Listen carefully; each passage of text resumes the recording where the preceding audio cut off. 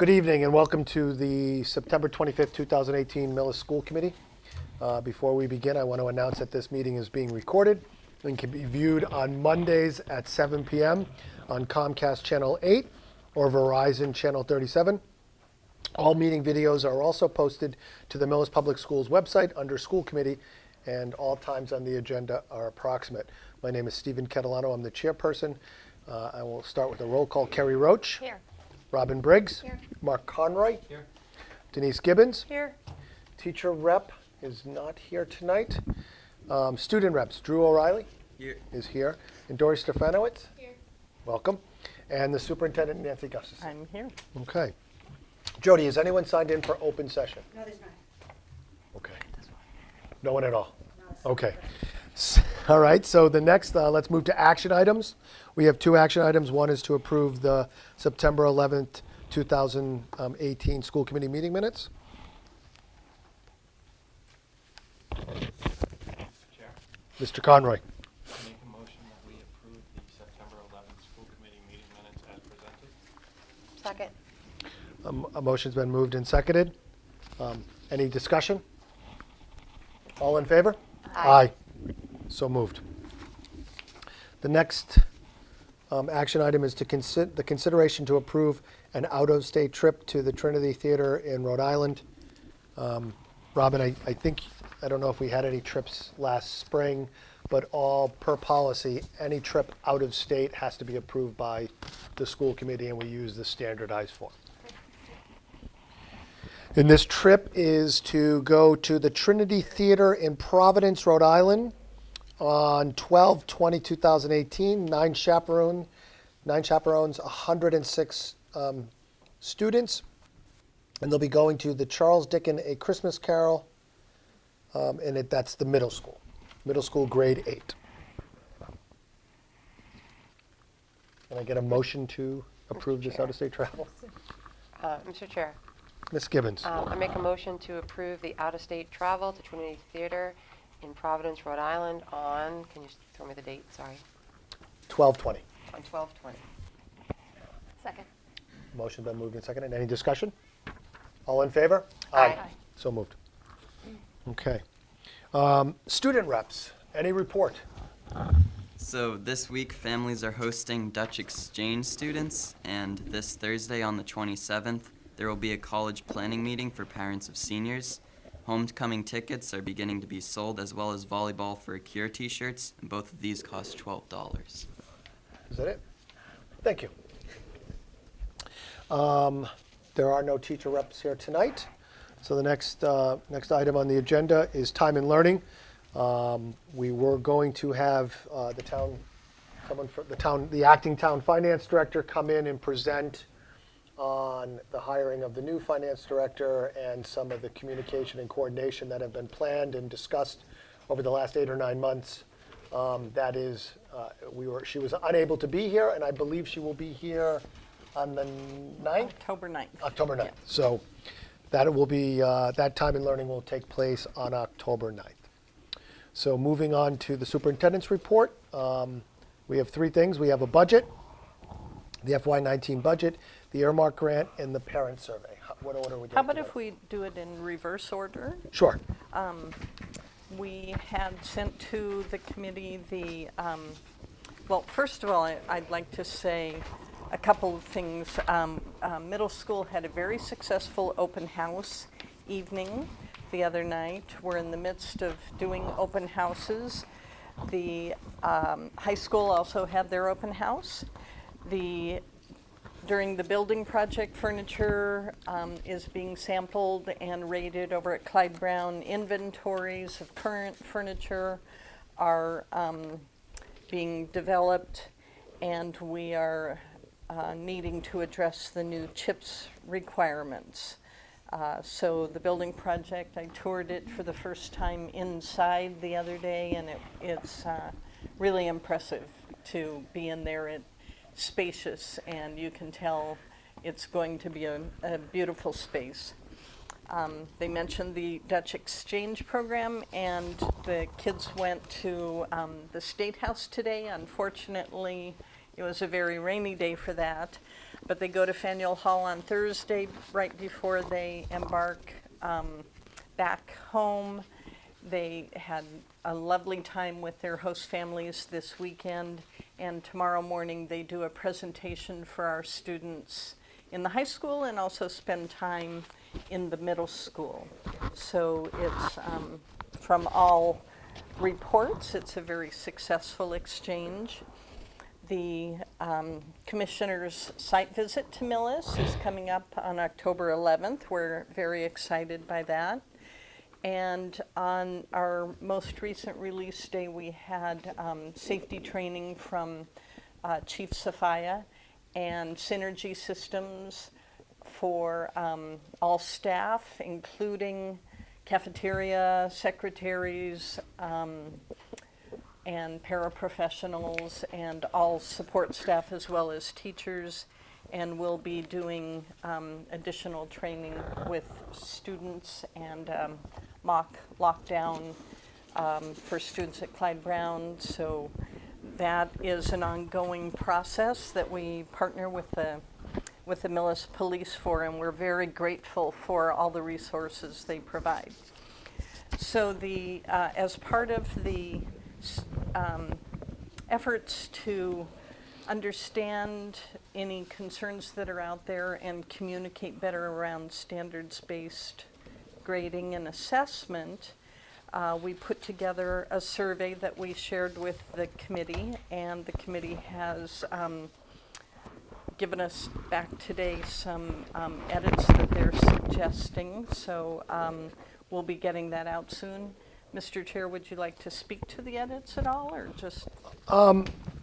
Yeah, at some high-level points. One, when we asked for, I think it was the last meeting, we asked you to put this survey together. And as a reminder, this was in response to a petition that was sent to the school committee back in July over questions, concerns about standard-based report cards. So we wanted to do a survey of the entire middle school, and we want it to be an anonymous survey. So first and foremost, having the email address of the respondent be required, we don't want that, and we're asking that to be, we're not asking it, we should be removed. And in fact, there's another question about identifying themselves, and I think we reworded that, basically saying, I'm interested in participating in the working group, other than I agree to be contacted by someone from the Millis Public Schools about joining. So we're telling people to, if they are interested, to give their email address. And clearly in the draft that I produced, I took out the kind of the possible answers. I just stuck with the question. So Okay. that clearly those will have to be put back in, but just for the ease of discussion on a revised document, I took out the possible answers. Yes. Sorry, just on that last point, and I don't know if it logistically didn't work, but when we met, I thought we had discussed looking at a way to attach a link to an email, like providing an email address or providing a link that someone would be able to go to that wouldn't be embedded in the survey, so that people didn't have to, again, attach their own personal information in the survey, so that they could serve twofold. One, they weren't identifying themselves on the survey of responses, and two, putting a little bit of a barrier that says, I have to take an extra step to actually get involved.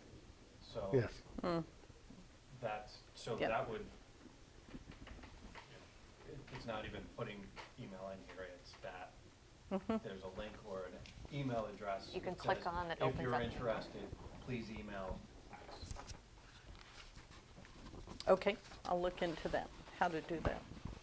Mr. Chair, can we talk about just the order of the questions, or is this just sort of draft where this is the kind of questions? They're not necessarily in order. I was Yeah. trying to take the feedback from others and put them, I tried to do some ordering, but this was at the end of a very long day No, and I it was appreciate rushed. it, and I know you were getting feedback from So different I people. incorporated what I believe to be all the feedback, and I probably did not spend enough time ordering, so feel free to So give input. I think that the ordering could change a little bit, but I do think a couple of these questions are a little redundant, that we Okay. could cut it back Why a don't we little. go over them and Um, get rid of them if we agree? So I think we should start off with entering the grade. I think that should be one. And then, and this is just my opinion, so then, understanding the philosophy of standard-based grading, and do you have an understanding of why standard-based grading is used to oppose to, I mean, one could argue that's asking the same thing. I think it's just worded a little differently, so I don't have a preference on either. We can remove one or the other. They came from two different people. Yeah, I think they're asking, I just think they're asking the same thing. And the questions are all in the I format, so would it be okay to say, I have an understanding, and then they rate it very Yeah. little to high? I think Yeah. I get what Steve was doing. I think we were all just individually giving some feedback, and he kind of just consolidated it. So I think we just have to edit it Yes, down a little that's bit. correct.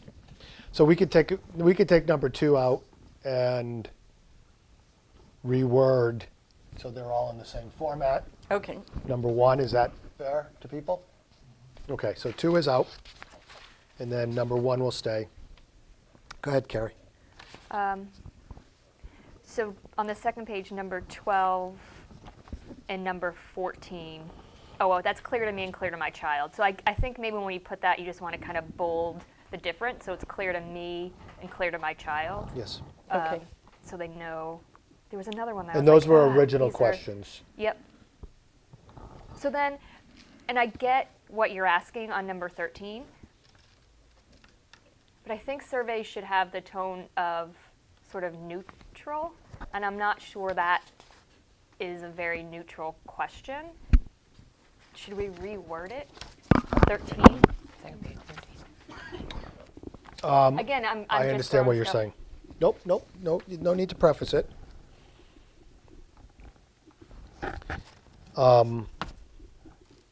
Maybe something about, I believe my child tries his best, or something, tries their hardest. Skill or something. So, just, we can reword it, but I can speak because I asked to add it. So what I did is I went through the frequently asked questions that were presented at the middle school. Oh, okay. Which had a lot of the concerns that people had addressed or feedback that had gotten. And one of them was this idea that motivation is being hindered because it doesn't seem that clear how students are getting 4s, or the quote unquote range of a 3 is very large. So I think most of the other concepts, at least when I read it, between some of the questions that got added and what was already in here, addressed a lot of the topics and concerns that were in that frequently asked question. This one piece of it wasn't, which tries to speak to, are we demotivating? Is there some level of demotivation in not having a better understanding of how to get to 4, or whatever that recognition is? So this was more, I just took it From the direct facts. quote No, I from get the it. frequently asked question. I don't know how we word the question though, but I understand the thought process behind it. And I guess the only thing, I think there's some like questions, and maybe we just need to reorder them so they're not, it seems like we're jumping around and asking about, have you received feedback? And then it goes on to something else, and then a couple of questions later, how can feedback communication be improved? So it's just if we kind of reword them so the like questions are together, it might be a little easier to follow. So, but what do we do about 13? Can we do anything about 13? Or does it not translate into a survey? Can we make it into a Maybe- motivation question? Like, Yeah, ha- that's what I was gonna say. Has, My child is just as motivated using this scale as he would a grading system. The way I tried to write it with the expectation that the options underneath it would be write it as a statement, strongly agree, disagree, strongly Right. disagree. So it's kind of. My child is just as motivating using standard-based grading than the standard letter grades. Mark, do you think that gets to? I think it's a compromise that I'm not sure we're going to be able to get that. Except. Yeah, they've never been in they've letter never had grades, letter grades. so we don't know. So why are they? I liked it, motivated? but now that's clear that that's. My child is motivated to achieve at high levels. No matter the. I mean, maybe it's good the way it is. I mean, what I was trying to, by putting it in exactly, because this is a direct feedback. From the we fact. have. Right. Direct Yep, feedback yep. that we've You're heard right. from multiple people, including what I was trying to hopefully get out of it is, from this broader audience, have we only heard it from a small subset of people and the vast majority of people don't agree? Or is this truly a more common attitude than, in an attempt to decide and help guide how much of an issue is this and how hard do we need to work to make sure that we're finding ways to motivate. And it's not even, I think part of it personally is it's not so much motivation as is recognition for motivation. So kids who are motivated to work harder, if there's nothing out there,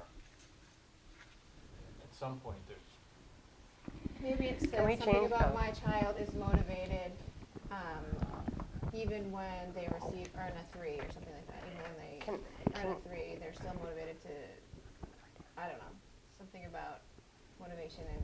Listen, I'm not opposed to it. I just wanted to Yeah. talk about Denise? it. So I'm trying to make it not leading a little bit, like the why try harder piece feels like to Carrie's point about neutrality. So can we say, my child believes that 4s are unattainable? Because then it's, like we're taking the try harder piece out. I'm trying to get like to your same point, but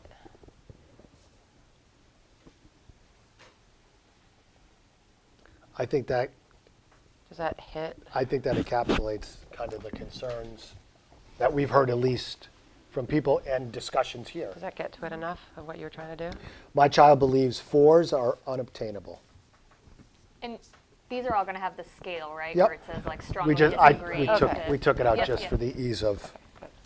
Okay, Carrie, anything else? So I know, I think it's just, it was all, when I started reading, I'm like, did we already ask that question? And then it was like, no, we didn't quite. So I think it just needs to be grouped a little bit or reordered.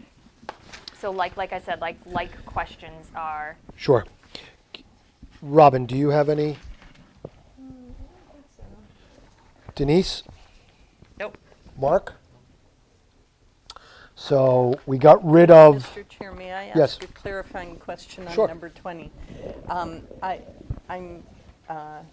It reads, do you have concerns about the transition from standards-based grading in middle school to high school?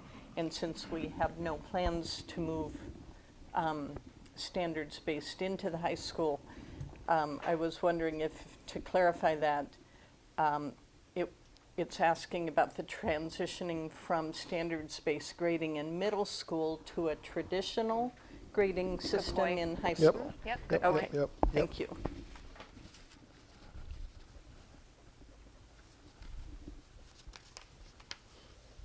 And for 21, should we put in the elementary and middle school or just the middle school? I would leave it middle school. I think It's just middle school. Middle school, It's right? middle school In the middle focused, I school. think, 'cause we're only going Okay. to send it to middle school parents, right? Okay. so we're gonna add what grade is your child in? The first question. We're gonna remove question 2. Question 13 becomes, my child believes 4s are unobtainable. 20 becomes, do you have concerns about transitioning from standard-based grading in middle school to a traditional grading system in high school? And overall, I am satisfied with the transition, and number 21, overall, I am satisfied with the transition towards standard-based grading in middle school. So Nancy, what I would ask is that, I did the first edits, if you Yeah, guys we could can take this, reword it, and then send it back to the full committee Sure. for review prior to sending, and so we can, And we'll try to yeah, group it in a logical order. it was Okay. done Thank you. rushed at the end, but the questions, mostly importantly, I just wanted to get all the questions in. So that was the Okay. the survey. Go ahead. Earmark grant. You have in your packets a letter from the town finance director, Mr. Higgins, no, Mr. Wiggin, no S, Mr. Wiggin and I, yeah, please feel free, Terry, met with Town Administrator Mike Kaczynski and Hannah York, the interim finance director, about use of the earmark grant, the first earmark grant, and Was that only approved this spring? I thought it was it was approved 2 last springs ago. March.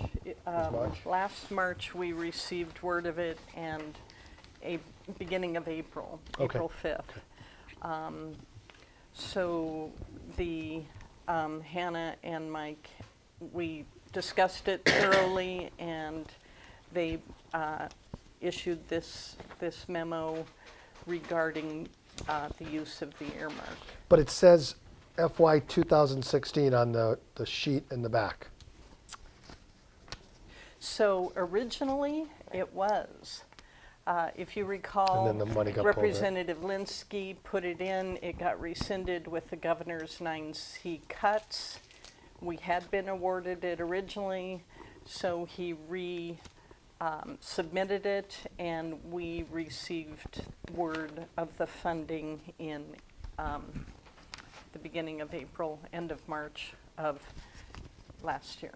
Okay. So we have 1 year, March to 30, or Okay. April 1 to April 1 to expend Okay. this grant. Would you like to add to that? Well, I think the only other thing, and I can't remember if it was mentioned in the memo or not, but one of the things we mentioned is not only do we have a legal obligation to spend the money this way, but in essence, by using the earmark money, we are in essence giving them back free cash, and we're giving it back to them now. So, I mean, they have it right now out of the certified free cash they have for this year. So in a sense, you are sort of doing what your original intent was by using the earmark money, and at the same time, obviously, you're meeting the legal necessities of how the earmark money should be spent. Well, the town had to spend money for testing. We Right. were paying back the town. And- So we were trying to pay a debt, Right, and I think- literally a debt, not just money's coming in the town, I- we're gonna reduce how much we asked for. This was, we yeah. owed them 63,000, And under the rules of these grants, you can't pay back something from a prior year. But I think, again, as they put it out, if you're actually using it to offset something that you put forward for a warrant article, essentially you're freeing up that free cash for other purposes. So in a indirect way, you are paying it back. So we, as a committee, and I asked for this letter to make sure that Yep. what was said in conversations and meetings, we had some finality to it, and that someone can't come back a year from now and say, Yeah. where's the money? You said you were gonna give us the money. So, but am I hearing this right, that they're expecting us to back out of, or to reduce our ask on the warrants? That was our original proposal. That was our original we proposal. utilize not only the 61,000. We reduce some of them. 61,000, but also the amount we do not currently need to spend on HVAC, which was 16,500, for a total of 77,500, which in last meeting's memo Sure. of how to use our warrant articles, we had proposed reducing the PA intercom repair, replacement, and voice over phone system by that amount. And that warrant currently that we have submitted is $100,000. So by reducing it, by 77.5, it makes it a much more affordable, and because this is a safety issue for the middle high school, it is the #1 priority. But didn't we then talk about that we would rather just pay Yes. something off completely? So it was the auditorium, finish the auditorium repairs, and then we had picked off a couple of other ones. That's exactly We what have it we, in the notes. Mr. Chair? yes. So I think the reality of it is a lot of this is just making sure we communicate it and the politics behind it. So the idea when it was approved at town meeting was those funds were approved with the understanding that even at the time, we were pretty sure we were getting reimbursement from the state. If we didn't get it, it was what it was because it was money that had to be paid anyway. If we did get it, that we would replenish stabilization free cash with the 60,000 and we would move on. I think because we can't actually do that, I think what we need to do is acknowledge that there's 60,000 in free cash that in essence we need to say, take that off the top before anybody worries about what is split between municipal and school articles. In addition to the fact that we can acknowledge that this was our list of articles, but we are using that money to take off one or two of them that we were going to ask for, but we're not. We're going to use the 150 to do that. So I think that's kind of where we are and how we have to message it, because we have to spend it the way we have to spend it, but we have to acknowledge that there are ways we can still do what we wanted to do. But at the last meeting, we talked about not piecemealing it. We talked about Right. taking out, Yes. which is Taking out- different from what we're saying right now. We talked about, I believe, if I'm not mistaken, paying for the whole electrical service and distribution and lockers. Is that what the Google reflects? I'm looking now. And there was also a stipulation about when the project had to be finished and invoiced by a certain date. Right. So there's time constraints on how fast we Correct. need to spend this money and get these projects going. So we have to take a look at that too. I think we feel that all the projects, including what you just suggested, we can make fit the timeline. And I think the effect of what you just suggested would also still, because again, we'd be taking something off the warrant, basically. Right. Yeah. I mean, we've already put it forward. Right. So now so it's already up there. So All what of we'd them be are up doing there. is Right. we'd be requesting it to come off because we're using Right, funds from the state, and Right. therefore we're not asking the town for it. right, So. Which is effectively Right. right. reducing the RS. Correct. So, Yeah.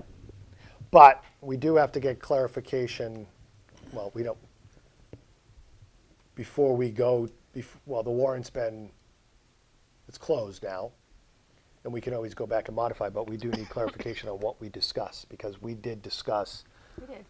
not piecemealing it, because we didn't want to Yeah. run the risk of, It Losing being Of- not of approved. one not being approved, And and then then we our had next- allocated money, and then what were we going to do with that money? We can hold on that part of the discussion for now, but thank you and Nancy for going to get that memo. I feel better that we were being, not that we weren't being transparent before, but extra transparent and explaining the situation. Mr. Chair, Yes. I know I said we're going to forego the discussion, but when do we have to have that decided to get the quotes and get the work done in time? No, I'm not saying forego it for long. I didn't want to hold us up looking for the notes Oh, right right. now in this moment. If we get it by the end of this presentation, we can I circle. do have in my notes. Okay. The, what we had proposed was to apply it to the voice over phone intercom repair. But in your, you did, as you recall, suggest that we apply it to, along with the auditorium, When we apply the auditorium to earmark, the new earmark, to the lighting in the auditorium, the entire price, as far as we know with estimates right now, is $104,605. So by applying the $60,000 earmark we currently have for auditorium, that leaves $44,605. So if we apply the previous earmark, which is designated as maintenance and repairs, that still leaves us, How much extra do we have in that? I'm doing that Well, math. I'm doing it in my head, and it seems to me that you can do the entire, obviously do the Lighting. entire lighting. Do the entire You lighting. can Yeah. do either the furniture or the lockers. We I think talked we lockers. talked about we couldn't do the furniture Yeah. because it wasn't a facility Right. repair. Right. But you can easily do all of the lockers, let's say, and then I think you have a smidgen left over. Then you would still have $12,995 Which- left over to apply to the library carpet I or think that's what we something. did. We Yeah. talked about the library carpet. Library Which I carpet. think, which I think makes sense. Yeah. Okay. I do too. And again, the phone intercom, because it's a safety and security issue, is probably the most saleable piece of the warrant. On the warrant, yeah. I would think. Yes. I agree with that. And so we had, okay. So the library carpet was 12, it's not on this sheet because we had taken it off, what was it, 12,000? Yeah, I think it's $12,995 left for, It's to put 45,000 toward, for the library. library carpet was 45 originally, yeah. Right. So you'd have about a third of that So we project. have a third. Oh, okay, so we're not going to get the full project, We're but not we'll gonna put get the the Not rest. gonna full get the full project, but you'll still be able to say that you've got some But it money to- reduces the ask Sure. at Reduces town the meeting, ask. and as was the intent of the committee, it provides a greater amount of free cash for other Yep. projects. Okay, we good with this? I'm happy, yes. Mark, Denise, good? Okay. We're all on the same page on that. Okay. Mr. Chair, Yes. do you think we need to vote that? I would suggest we vote what we just said. Didn't we vote last time? No. We did not vote this last time we tabled I that. think because we wanted the answers to the We weren't question. sure that we could. That's get right, we that held money. off on the vote because we wanted clarification. I That's think, right. I think, I think for a variety of reasons, including the fact that town sort of gave us their kind of written answer, I think we need to give them something back, letting them know what our plans are. Okay, so yes, we should take a vote because this is going to modify what we're doing for the warrants. So Right. I'll take a motion.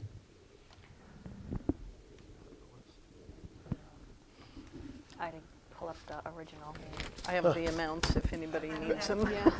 The guy with the paper has it. If my math is Does right. anyone want to borrow my paper? The guy with the paper. Do you want?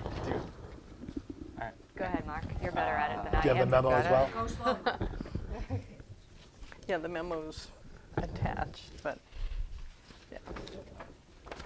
So, we're doing Speak up. this one, Use your big boy voice. we're doing the lockers. We're doing the lights in the auditorium.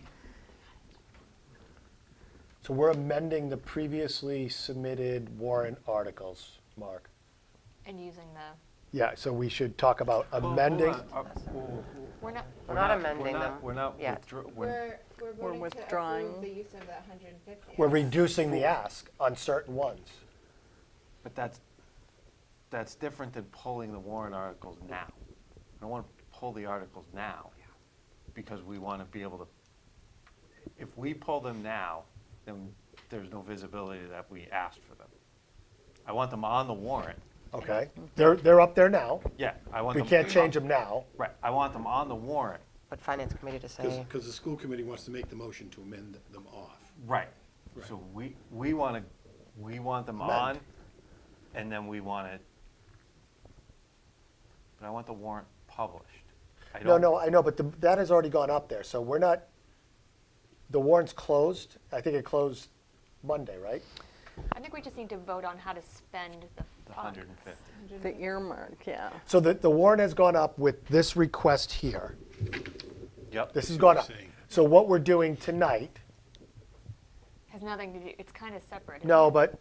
but, I know, but I see what he's saying. You don't want to. well, we're forcing ourselves with this vote, to be honest with you. Why don't we know. We don't No, need- we can allocate we can appropriate, we can vote to spend the money The to earmark put money. towards these, but I'm not voting to rescind the articles. No one's asking you to. From that, we leave them up there.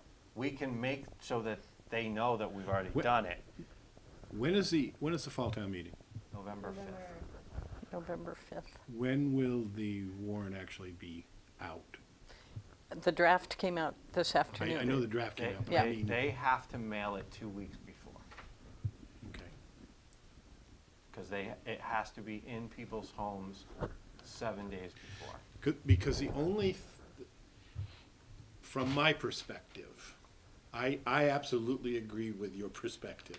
From my perspective, with what you're telling me, okay, is the only thing I need to know is that, for example, I'm going to do that lighting project out of earmark money and I can begin to draft an RFP. I'm going to do the locker project out Yes. of earmark money, so I can, right now, do an RFP. I don't have to wait around Yes. for the warrant. I don't need you to take any action Okay. in that sense. So if this committee wants to trust that I understand your intent and take your, whatever your action is after a point in time when that warrant is published, so that you'll be able to take your action on the floor of fall town meeting to remove Yep. it, I'm comfortable with that. Does that make sense to you? Yes. Yes, but there's a piece that I don't want to delay starting a process of purchasing. We're already in a position where Right. we got money in May for seats, Right? and it's going to be a rush to get the seats by next May, right? No, not really. I hope not, because they paid for them in May, so. We don't have to, we could start our process of going for the electrical Right. and the lockers. That's not going to impact our ability to go to finance committee and say, we had earmarked money. Right. I don't think we should delay in that regard. Right. Right, but that's what I'm saying. That's what you say, but what Terry's saying. But you were saying he waiting doesn't need until us we take go a up to the vote. finance committee. He doesn't need us to I'm take a saying if vote. I know I'm saying that if I know, and I think it's pretty clear, that I have a unanimous sense, okay, that what you're gonna do is I'm gonna use earmark money to do 100% of lighting. I'm gonna use earmark money to do 100% of lockers. And then, so those two things, you are going to go before the fall town meeting and take off, Right. okay? Yep. I don't need you to do that tonight, for me to start the process. Well, we're here, why wouldn't we do this? That's- Because if we vote to take them off and they get removed, Who's voting we're not voting to take them off, we're voting to expend earmark funds that we've already discussed. Yeah, that we can do. No one has said take them off, I don't know No, where that's. originally, it was if we voted, we would get rid of them and reduce the ask by not putting them up. Yeah, that was the original discussion, I think. we Yeah, did so- put forward. That's not, the intent was not to remove them, because they can't be removed, right? at Well, they this point. can. No, because it's, Until the warrant actually That's goes fair. out, because they can add and remove articles whenever they that's fair, you're want, right. up until, they close it, but they can remove. right, they can That's fine. reopen it and take things off and add That's right. things off. That's why I asked the timing issue. Up until it actually gets published. All right, then let's, So we're doing a motion to approve spending of the earmarked funds for $104,605 for the electrical service and distribution, and $20,000 for locker replacement at the middle school. It says at middle high school, just so I'm accurate. And with the remainder being put forth for the library floor against the $45,000 line item. that's a motion. Second. Motion's been moved in second. You good with that, Jody? What do you need? Okay. So, but because I'm trying to do math at the same time, which is not good. Okay. So, hang on.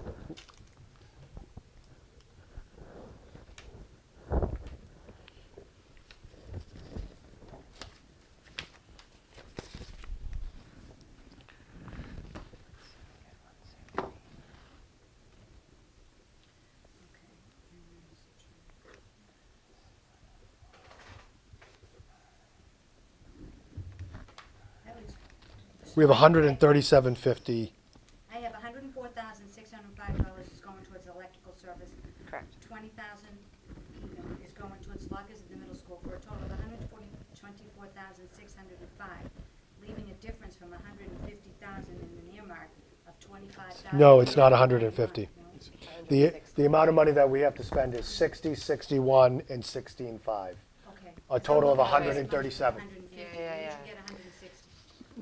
Because we had expended some money. We had previously approved Right. using the original earmark for other projects. Okay. So On it this- was, On the memo dated September 11th. Yeah, my original memo. It's 130, we need to allocate $137,500. 104,605 is going to the electrical service in the auditorium. 20,000 is to the middle school, high school lockers. Okay.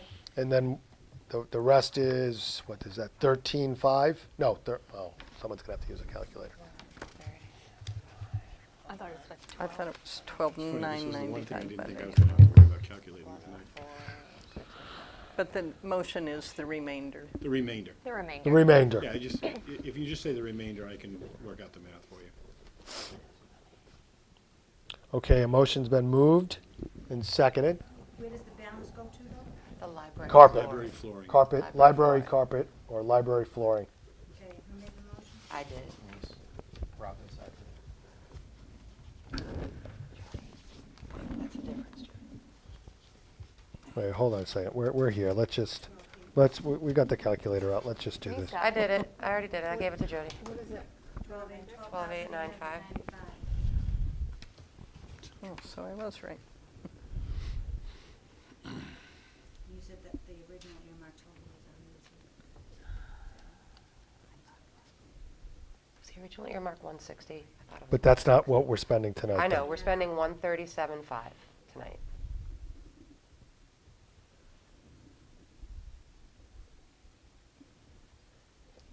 $12,895 is the remainder to the library floor. 800, yeah.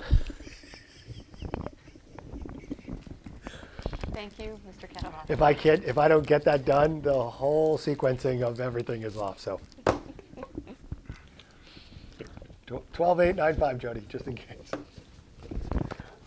Okay, moved and seconded. Any discussion?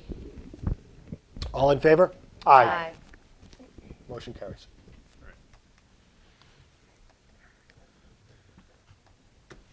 Okay, that was the earmark. Mr. Wiggins, it's all yours. Okay. Much later than I'd hoped, but what you have was sent out to you, I guess, this morning, was really two things combined into one. It is a recast budget, but it's also the first financial report of the year for September. And when you get these on a monthly basis, this is typically what it will look for. And again, hopefully you're gonna get these things in advance, so you can email me questions in advance, because it works much better this way. Because this was also the recast budget, so we were trying to put it together, and we were trying to do initial projections, and there were some things that we found, both in the short term we had to accommodate, and then, trying to note some long-term issues that will come up as we develop the FY20 budget for some account crosswalks as we change things. It just took a lot of time, more time than, quite frankly, I had hoped it would. But long story short, the bottom line at the moment in the expenditure side of the budget is we're looking right now at a surplus, if you will, or under budget, under expenditures, of a little over $80,000. Now again, this is, in September, before lots of things happen that can be both good and bad. And again, I've tried to anticipate as much of the bad as I can.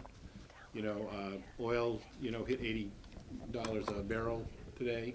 So oil prices are going to probably go up, but just because oil prices go up doesn't necessarily mean that your heating prices are going to go up, because it all has to do with degree days.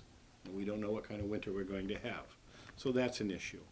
I mentioned that the maintenance of buildings, I look back at the history, and so I projected some over expenditures in that area. But for example, some of those over expenditures historically have been in Clyde Brown. Well, Clyde Brown, we know, is in its last year. because we're building a new Clyde Brown. So some of those things that I've projected based on history simply may not come to pass, because we were obviously not going to invest money in that building if we can avoid it. We will do what we have to do to keep the students and staff safe and secure, absolutely. But if we don't have to spend money in that building, we're not going to do it. And there are other things. We're still kind of narrowing down some of our out-of-district placements. We, right now think we're in okay shape there, but, still working on that. A lot of things can happen.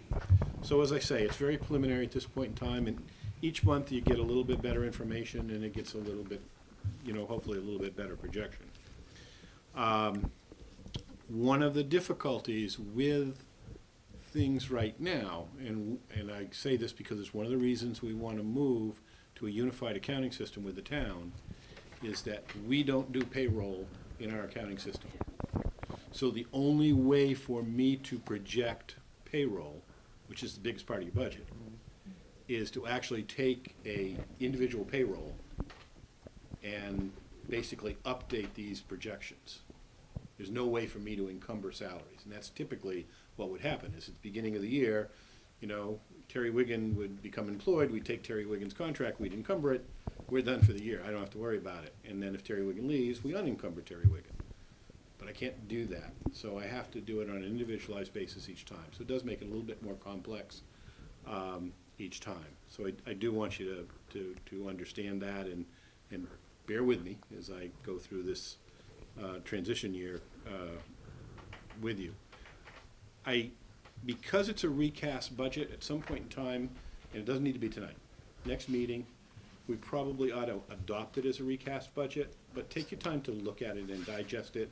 And if you have some questions about, well, why is this money in this account? Because I remember when we were setting it up in the spring, it was this. Email me those questions, I'll be happy to answer them. The other thing I would say, and I think I said at the top of the memo, but I want to stress, typically speaking, you might get a recast memo in the fall, but I would hope it would not be September. I would hope it would be more like August. And there would be some kind of budget in place, ideally before June 1st. And that just wasn't the case this year. But there's a lot of reasons for that to happen. And again, I think there's part of the process that we'll go through. I think you'll see how the process that I will hopefully try to lead you through will lead to an easier process of being able to do those things, I hope. So Terry, before you go any, And that's fine, I'm open to questions. do you have, is there a summary somewhere or somewhere on this budget where you show what is the difference, right? Because a recast is the original. I don't show a difference between the original budget and this budget. It's an excellent question, I've never been asked. Because how do we, so we're voting a new recast budget. Yeah. So what is the difference between budget A versus budget B? Well, in the bottom line, there is no difference. The bottom number. The bottom number is the same. Okay. So there is never a difference in your bottom line. Your bottom line number is your bottom line number. That's what you approve. What is different is individual lines, okay, within the bottom line. So give me a couple examples of what could change. Hiring savings? Hiring savings or I'm sure shifting that's a of big one. hiring. So for example, let's say we had some teachers who were less expensive at the elementary school, but we had to replace some teachers that were more expensive at the high school. So we might have savings at the elementary school, but we might shift those savings into the high school line. So that might be an example. An example actually no, I don't want to use that example because it's in your section. I will. Because we made the decision to go with the Chromebooks, okay, we had to move around just a little bit of money in your section of the school committee section to accommodate the Chromebooks because they weren't originally showing up in the appropriate budget line, okay? The Chromebooks for the committee? For the Chromebooks for the committee, okay? So there are things like that. We can go back to paper if we need to, if we need to find that money. No, the money is there, it's not a problem, but those are the types of things that sometimes transfer. So the bottom line number stays the same because that's what we voted. Bottom line We number can't stays change the that. same. It's movement movement within, within the budget. and so okay? you're saying it's roughly 80,000? Right now, after putting those lines together and then projecting expenses, okay?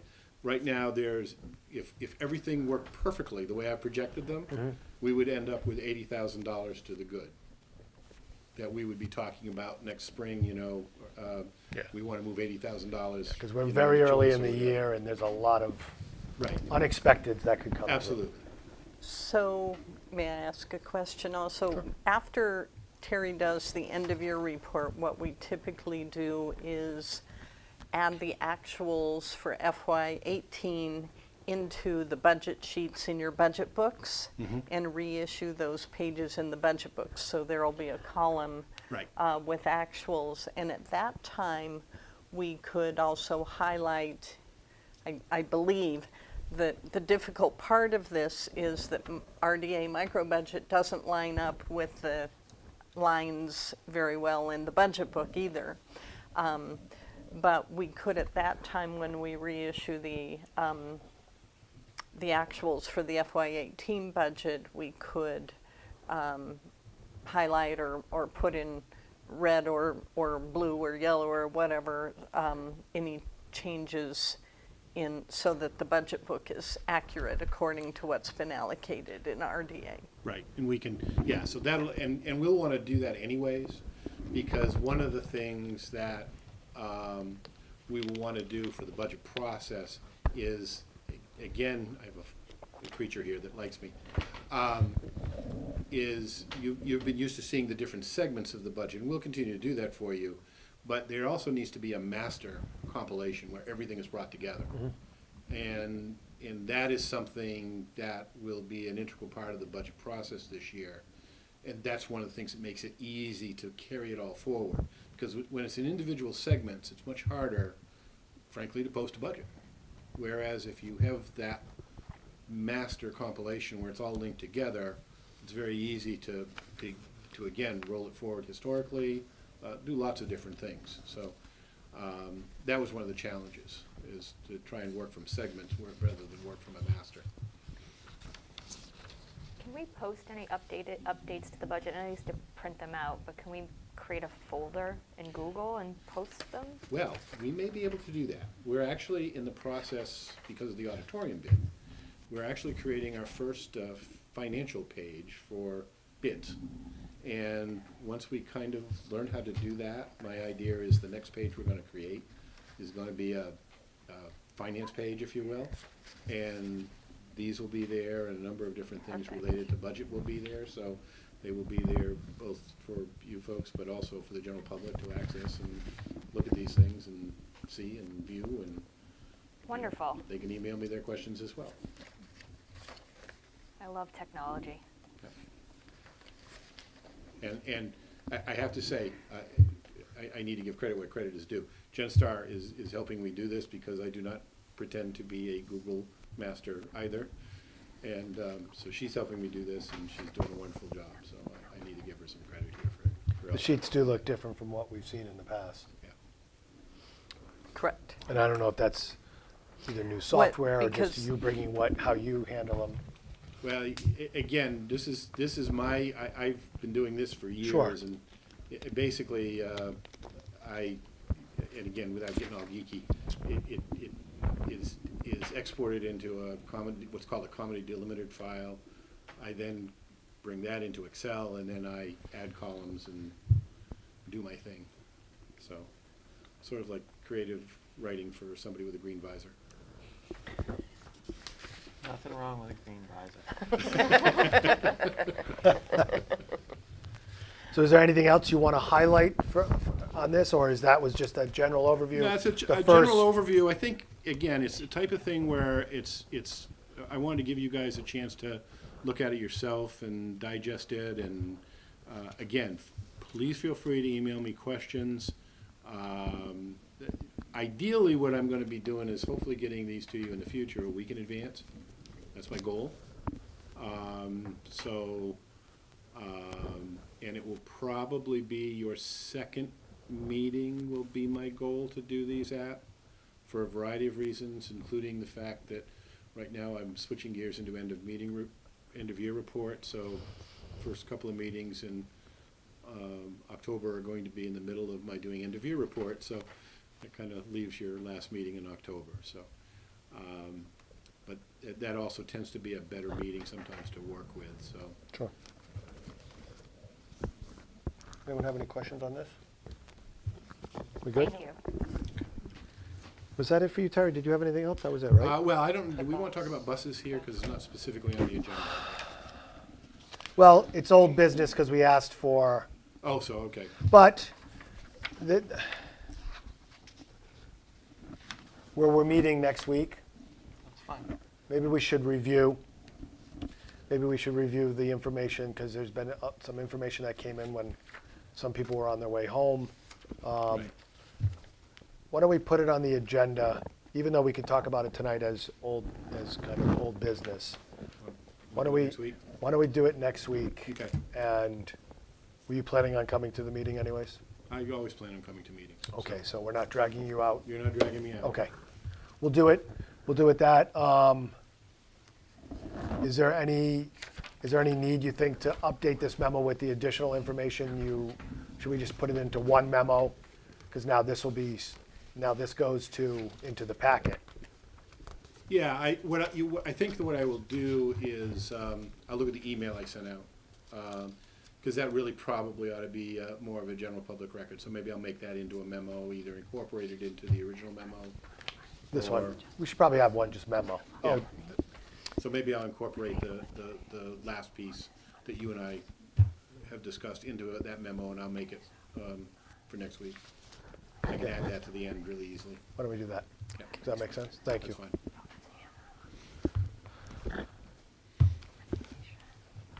Nancy, anything Thank else you. in your section? You No, good? Okay. that is it. Thank you. So next is the chairman report. The policy subcommittee, Mark and I, we have the, do we not have hard copy? I actually just shared these, because unless Yes, Nancy we do. brought, we have hard copies? We have Okay. hard copies. It wa- Oh, wasn't it? Because they The- weren't in the packet, but I also just shared them with the committee You gave, on on the the Google. Google. and the reason I made hard copies is because old language is in black and new language is in blue, so I thought that would be easier. And And Old Souls you don't have gave Google. that to each member, Jody? I don't know what you're. I put them in your bag. I've got it online. I'm good.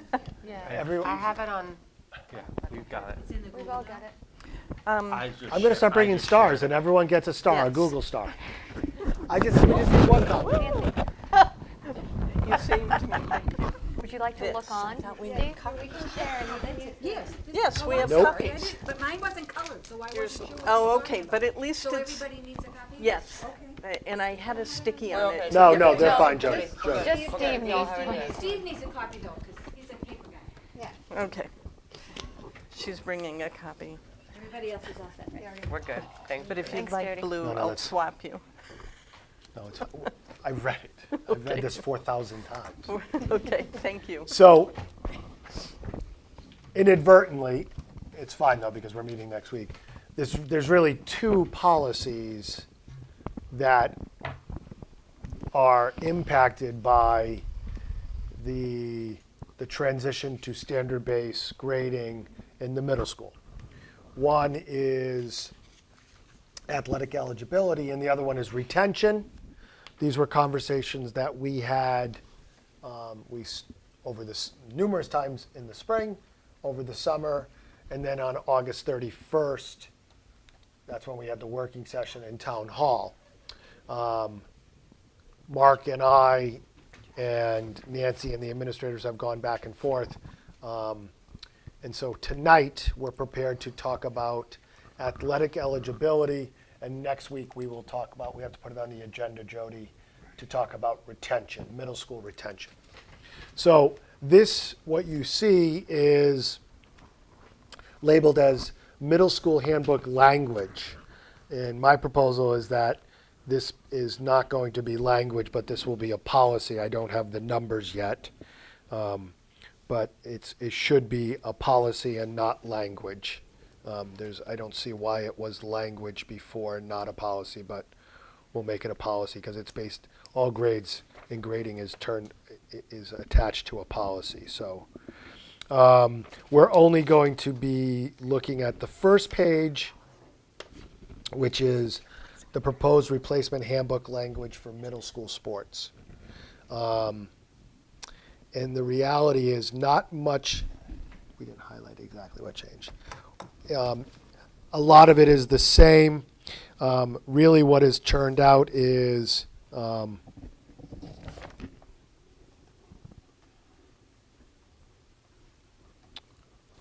where is the change in The athletics? change is, Yeah. Oh, it's on the back page. On the bottom. So really it becomes, so, if you- yeah, down at the bottom where it Yeah. says, participation in high school sub-varsity sports. Adhering to MIA regulations, student in grade 8 who are participating in high school sub-varsity sports must maintain a passing grade of 60% or better in all subjects during the 2018-2019 school year in order to maintain athletic eligibility. And that's what our policy is for all students and has been. I'm sorry, Well, my thing was stapled wrong. What we're adding is, in order to participate in sub-varsity high school athletics, students receiving standards-based ratings must, in first 2 trimesters, maintain an average score of greater than 2 of all standards reported in all subjects, or maintain an average score equal to 2 of all standards reported in all subjects, and attain a U in their learner expectations.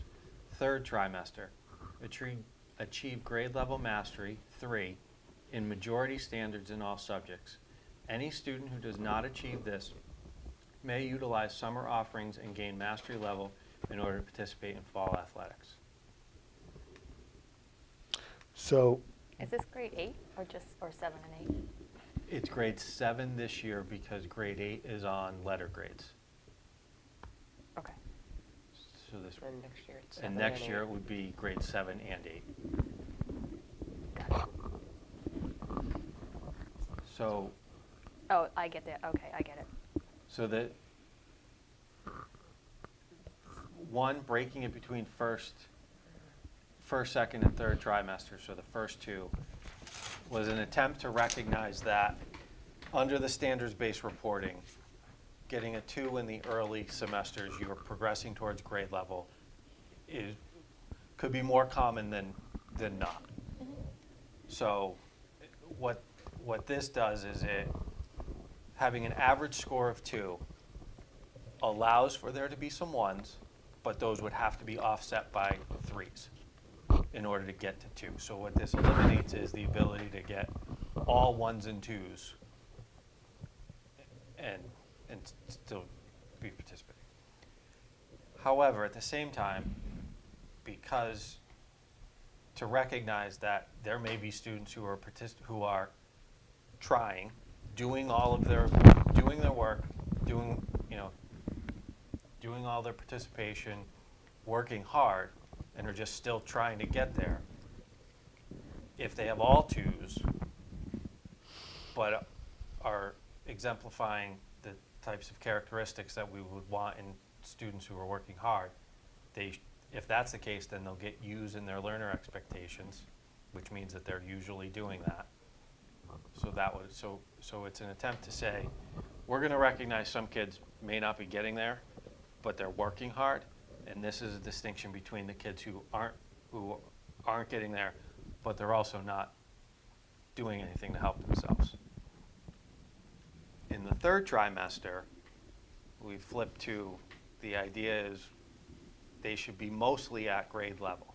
So this would be, they have an average grade of 3 in the majority. So they can still have some 2s, but the majority of each standard in each class, so in English, in math,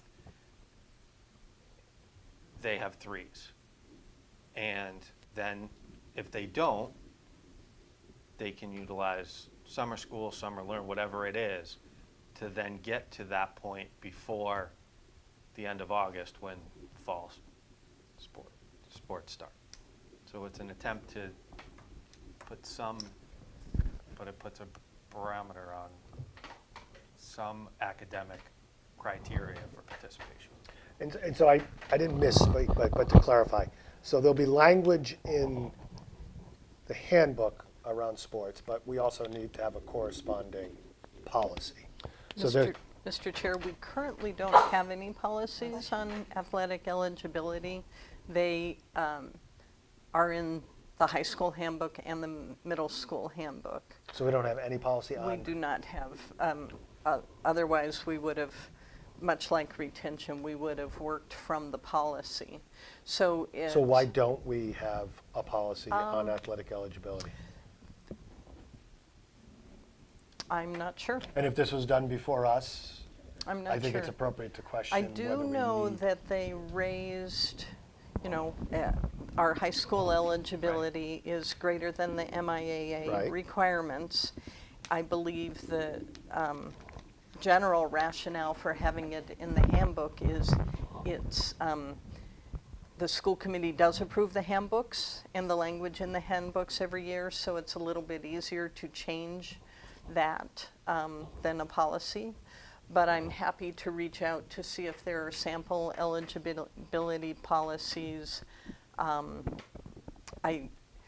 Since this is specific to middle schoolers playing sub-varsity high school sports, I doubt if it's somewhat unique to small schools. We don't necessarily, But- if we agree with this language, we're just making it, we're turning it into a policy and keeping it in the handbook as well. Yes. Because Yes, a handbook it can is. be approved on a yearly basis as well as it takes Right. two steps actually. But we can do the same, and we've done that for law changes. Yep. And we can do that on a regular basis. So I just, So, Mr. Chair, hold on, yeah, go ahead. may I suggest if we want to take this up, we can vote to amend the handbook now. Yes, And if we want to then make it a formal policy, we can go through a regular policy Yes. process. yes, But this, we can vote it in the handbook tonight, and it can be in, and yes. handbooks distributed, and we can add it to a policy. Yes, I wasn't thinking we were going to be able to do the policy tonight anyways. Well, no, we could. We don't have a You need number, three. it's not on the agenda. Right. It's the same issue, the rationale and the subject matter and the substance doesn't change. Right. It's just a question of the formality of making it a policy. So, go ahead. How long have you guys been doing, or have we been doing standard face grading at the 7th grade level? This is the first year. This is the first year, and that's why we're needing to do this. Okay. So we've been doing it at the 6th grade level for 2 years now? This is the second year. So I was just wondering if we could look at data from the 3rd trimester of students and see what the average grade level standard is earned in that, because I wonder if it's like too harsh expecting them to get a 3 and then saying, that's like saying Totally agree with you. you need to get a minus, or you can't play spring and then you have to go to summer school and then you can't play fall. So I'm not saying that I don't want our kids to be high achievers at all, but I'm just wondering what the repercussions are going to be of students that don't achieve that 3. So I guess this goes back to the whole crux of, now you and I, just because you just put it out, you just assigned a 3 to an A minus. And a high achiever. No. That's not what I meant. I'm saying so I'm reading the policy beforehand. The MIA statement at the top in black, which is what we currently have, says, at the end of each marking term, a middle school student must pass 5 core subjects with a 60 or better. Yep. And that's barely passing. So that's not mastering anything. So now all of a sudden we're saying, well, you have to master stuff. And so in that 60 is equated with the D minus. So that's not mastery. So then, So I just am wondering, and again, of course we want our kids to be high achievers and we want them to be achieving an A or achieving a B or, you know, achieving the best that they can to their ability. But there are some kids that are doing all that they can and that the 2 is where they're at. So, Mr. Chair, So Yes. I'm just wondering so I guess I'll how that flip. came about, I guess. So how you're- I'll flip it a little bit. Okay. If we're now going to stipulate that a 60 is not at grade level, why are we passing kids in high school who are not at grade level? And should we be making our standards in the high school significantly higher? This goes to the whole crux of we have 2s that is not at grade level. We have 3s that are, we've deemed the language that the district has adopted and has across many districts and across the country. 3 is grade level, less than 3 is not at grade level. If we're now saying that a 2 is a 60 or a 65 or a 70, then we're acknowledging that we are passing kids and we are moving kids through our high school system who are not at grade level. So I guess I would, okay, if we brought it down to a 2, but then I would argue I then. was just wondering how you came to the breakdown, I guess. So it goes to the crux. So I don't think it's unreasonable, and I put a majority of standards at grade level. If we have students who are not at grade level in more than half of the standards that we're saying they should be getting to, what is that line where we say they may still be progressing and that's fine, but there's some minimum level of grade level work that they should be at if we're saying that they can move from 7th to 8th grade or 8th to 9th grade or 9th to 10th grade or 5th to 6th or 4th to 3rd. And absent there being anything that I can find that formulates that, and absent any other recommendations or proposals from anybody, It's a I pick the struggle. line in the stand. Yeah, no, I You gotta understand. pick a line. Yeah, and my reaction was the same as Robin's. I also understand exactly where we are right now, which is we have limited data. We don't have any sense of what number of 2s is, even though 2 is not yet at grade level, like what number of 2s is okay. So like we have no idea yet because we're in this Well, that's first what my year. first question was. So like Can we the go back data to piece, sixth grade and I'd look be at the really data curious. and see what that was for that 3rd trimester, like the amount of kids that moved from 2 to 3 and the amount of kids that went from 3 to 2. I mean, so I'm a teacher and like so many kids check out at the end and they're like, well, I could not turn this in and I'd still average out to a B+, so it doesn't even matter. So there's that mindset in that 3rd trimester. But not with this, because But at you your just said school, average. You translate. You average and you translate. Yeah. We don't average, we don't translate. One of the I'm challenges. just saying that like, that mindset. And I guess my everyone- concern though too is I would love to go back and look at data and say, what did we get? But at the same time, it's not answering the question of where we should be at. No, So I if we go back understand. and we get the data and say, well, the majority of our kids had 60% 2s. Well, we can move the diameter down and say, well, then they have to have 40% 3s. But then, is that really the right answer? Right. No, we want So Or are you we were just- not, Or are we just adopting a policy and a criteria because we know we're gonna hit it? so No, you well, I weren't feel at like- the August 31st meeting. Right. And one thing that I expressed myself personally was, and we're going to talk about this next week when we talk about retention. It's gonna be really bad. If the district has said 3 is at grade level, from a philosophical standpoint, we should be questioning whether we should be moving anyone ahead who's not at grade level, at least without. Mr. No, Chair, no, if I may. hold on a second. Yeah, okay.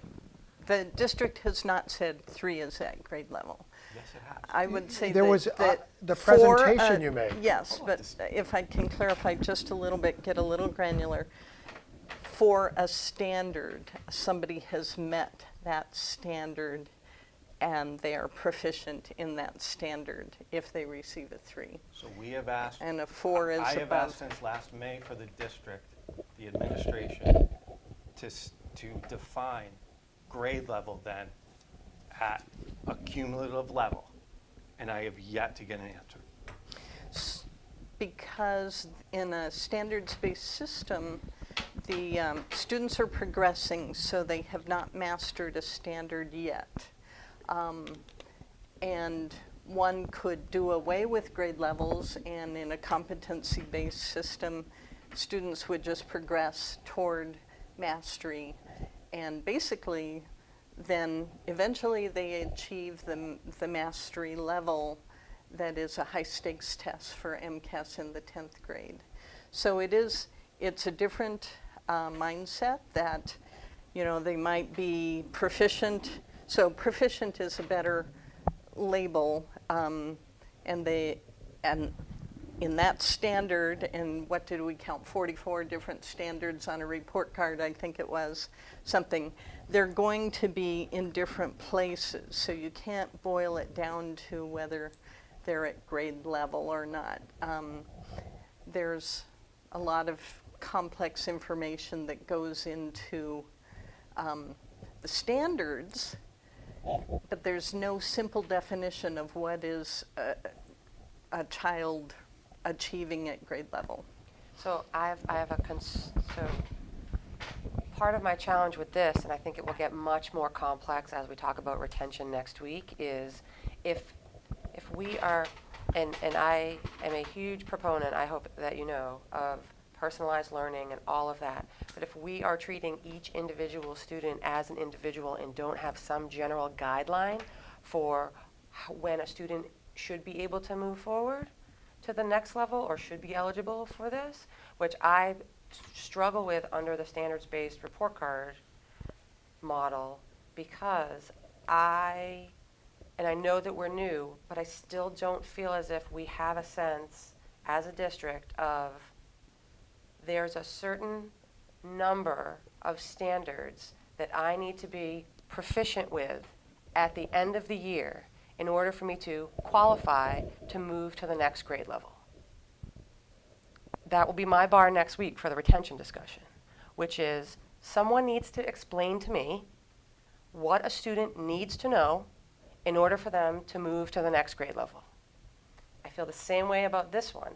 I don't know. I don't disagree with this. I think based on the data based on the little amount of information that we have, like you guys have already said on the athletic one, that we have to draw the line somewhere. And if we find out that it's too high, then we can always adjust it.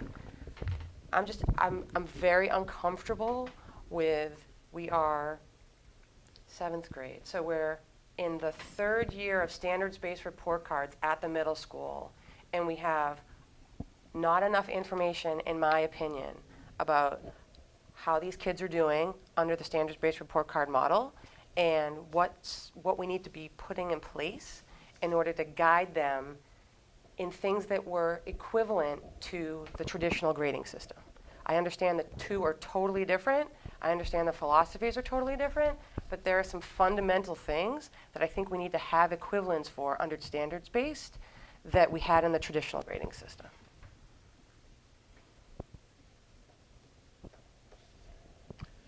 Carrie? I have nothing more to add. I think the triangulation will be with MCAS, because MCAS sets a standard and tests the standard, and preliminarily most of our scores have gone up.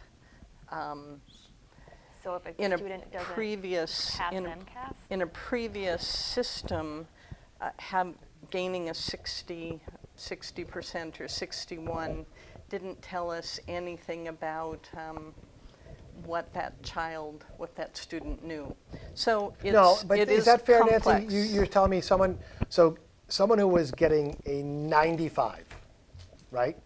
You're telling me that you didn't know about what he or she was doing versus the person at 60? I find it hard to believe, and this was said at the previous meeting, not necessarily by you, that people that had there was no way to differentiate between a 60 and a 70 and an 80 and I can't understand that. A 60 does tell you.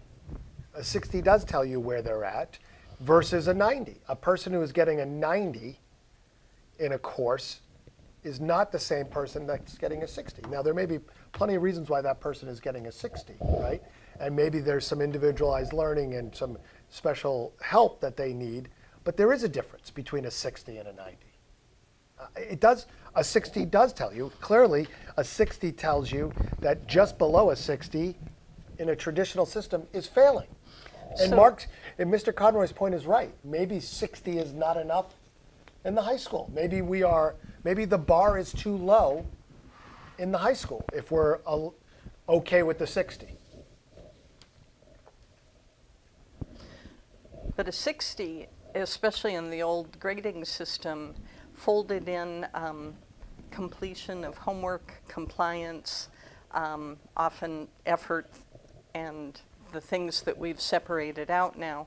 And a 60 could have been that a student was extremely strong in certain areas, but then very, very weak in other areas. So it's Right. So, Which will happen in any right, system. so there was an understanding that Right. 60 meant that on balance, they were confident in enough that In enough, yeah. in enough. What is it? That's enough. 2.5. What's enough? That's And what- if a That's the 3 question. Yeah. if a 3 for individual standards is at grade level, why wouldn't 3 be the average for the whole year at grade level? Why would it change? If it's good enough, if 3 is at grade level for a standard, why would we be looking for something else for the overall number for either a course or the grade for the whole year? Right. I don't see why we would have to lose the idea behind that grade level being a 3. Because it's consistently, there's no standards where 3 is not at grade level, correct? There's none that's 2 is at grade level. Yeah. Well, I think proficient at that grade, right, for that subject at The that language grade, that they so I were think- using, and yeah. maybe I have it wrong, but Okay. the language that was being used in the report card that we saw said at grade level. So, makes sense. so I didn't propose them with this thought in terms of I didn't do the math beforehand. However, we have a 4-point scale. Now, there's questions as to how easy, difficult, often you can get 4s. On a 4-point scale, 2.5 is 60% of 4. Somebody who averages, who has a majority, so if 50% of their marks are at 3 and 50% of their marks are at 2, they average a 2.5, which is 60% of 4. Now, it also means people could have 4s and 1s. But I completely understand that it's apples and oranges, 60% versus 3s and 2s. But at the end of the day, there has to be what's enough. And I do think there's value potentially in going back, but I also will challenge that I would have a difficult time saying that it can be 70% 2s. Because to me, again, if we are stipulating that a student is not at grade level and 70% of what we're trying to get them to learn, I have a difficult time saying that that's Okay. okay.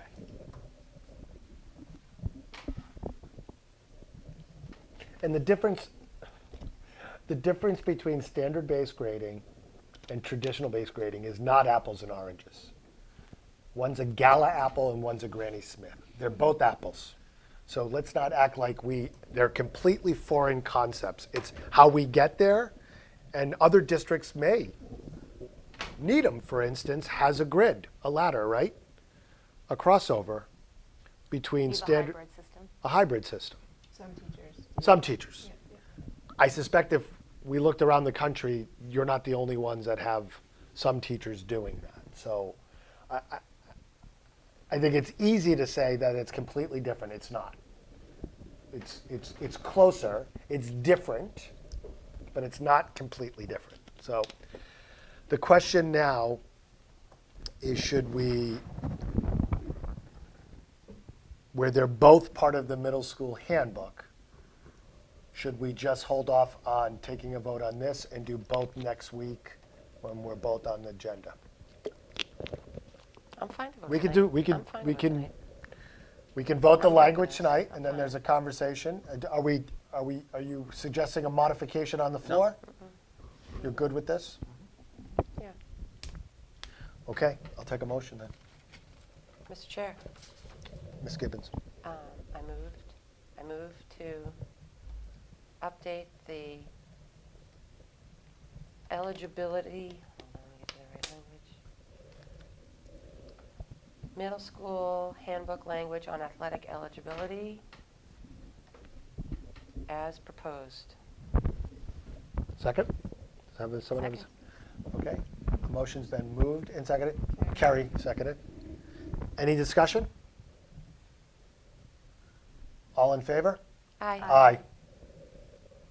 Motion carries. So that is the change in the middle school handbook language on athletic eligibility. Jody, I'd could, like to- Can we, sorry. Jody, could you make sure, and Nancy, could we make sure that we put on the agenda for next Tuesday, retention, middle school retention? And then we will have a discussion at another point on whether we make athletic eligibility policies on both the middle school and high school level. Go ahead, Robin. I'd just like to get the data in the third trimester of this year and see like how this is playing out. Is that, You mean at Last the end year? of this year? Oh, at the end of this For year. the Well, seventh this graders' is- current. This is for this year, right, that we're Yeah. proposing? I'd like to know. oh, so going forward?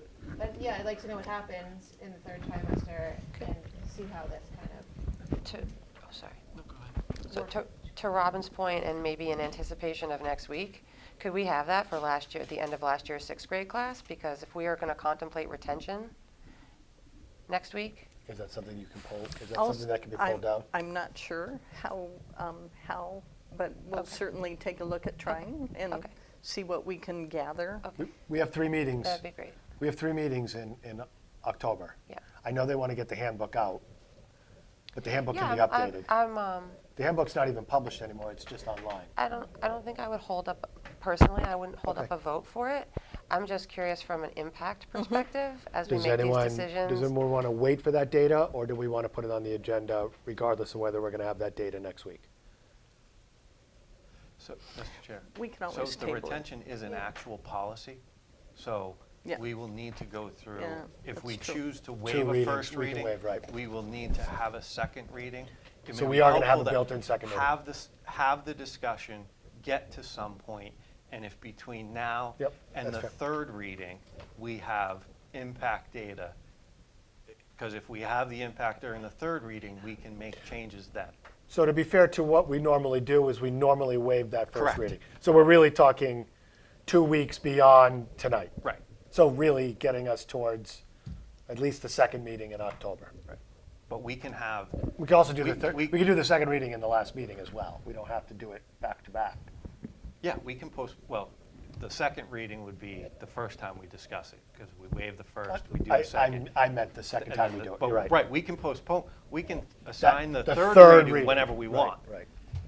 Okay, so that, yeah, why don't we So not we can- hold, if we can pull it for next week, that would be good, but Mark makes a good point, is that we have to at least do it twice, And, if Mr. not Chair, 3. one other question. The floor is yours. Who is responsible for ensuring academic eligibility? Is it individual coaches? Is it athletic director? Is it principals? I'll check. I believe the principal works with the athletic director. Okay. And we do have students at the high school level who are not eligible occasionally. So I will who determines? I'll Well, clarify the that. policy will determine, but yeah, I just want to make sure that we know who is doing this on a who's getting the grades. Yeah, Yep. who's getting the grades at the end of each trimester. Yeah. Okay. Anything else on this? Do we need to update our survey after this discussion? Are we good?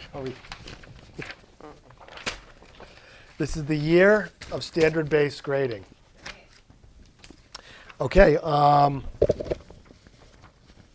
that was it, because the only other issue we were going to bring up under the chairman's report as old business was the school bus, but we're going to table that and make that.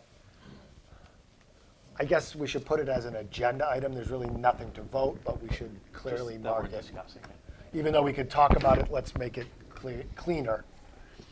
Okay, that's all I have. Subcommittee reports. The Elementary School Building Committee. Mr. Chair, Ms. Gibbons. last week, the Elementary School Building Committee met, and Superintendent Gustafson and Principal Phelps did a fabulous job of tweaking the colors from the design architect proposed colors. So we picked colors last week. It was pretty exciting. They put boards up. What was the tweaking about? So it was just a little Or what bit of a happens in the shift. room stays in the room? Is that the? No, it was totally fine. They did a lovely job. Literally, probably 2% of everything that they proposed was changed. That's it. Okay. So really, when I say tweaks, I truly do mean tweaks. So they had boards of the cafeteria and all of the colorations in the cafeteria, all of the materials that they were going to use. So they just tweaked some tile colors. They tweaked some carpeting. So they're getting some new carpeting options. But each wing has its own sort of personality, so it's a little bit more fun in the pre-KK wing.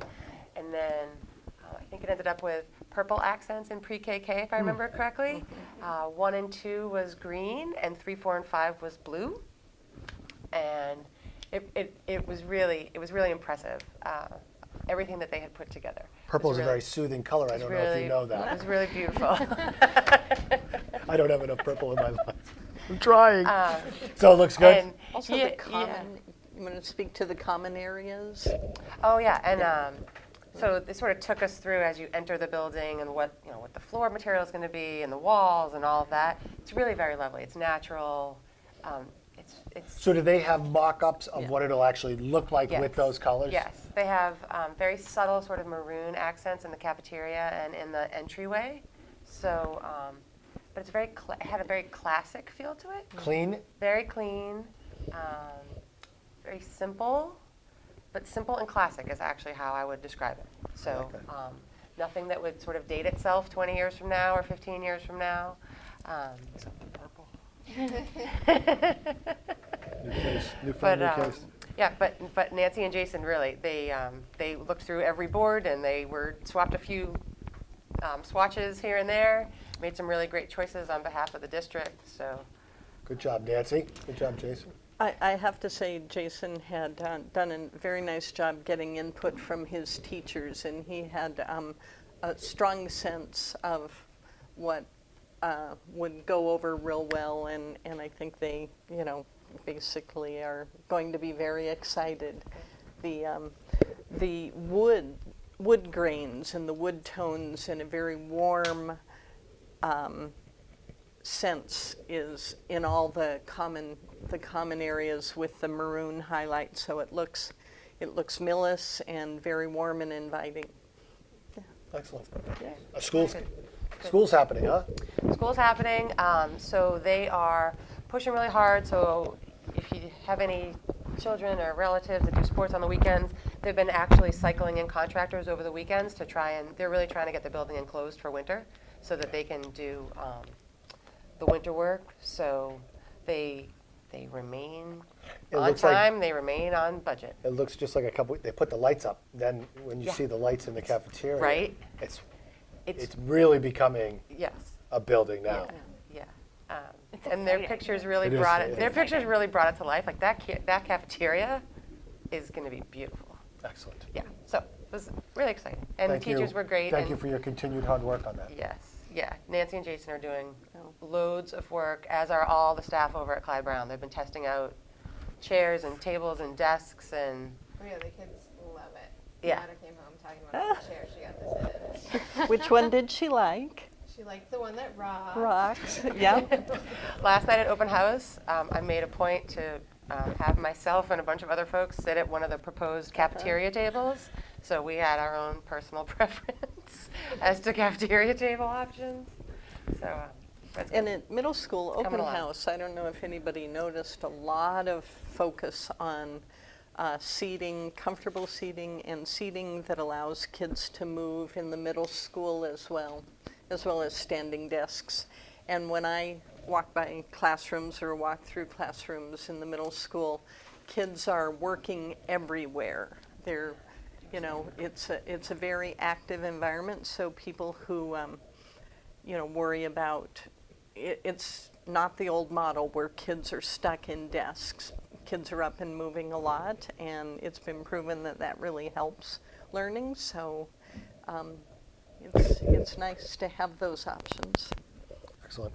Anything else, Denise? Is that it?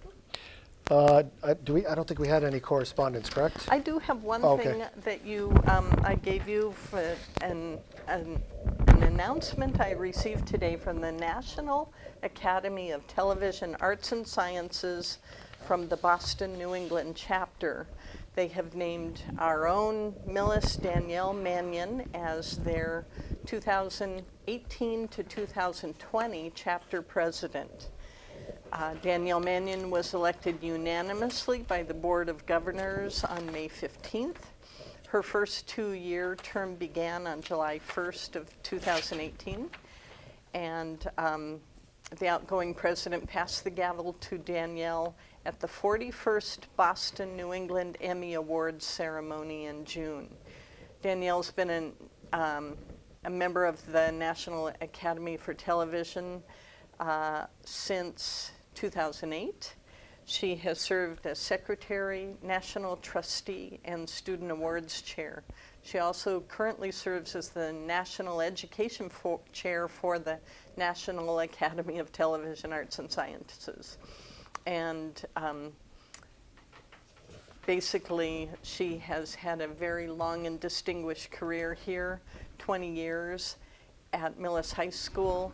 She has created the annual Lights, Camera, Action regional New England conference that the students actually plan and host under her direction.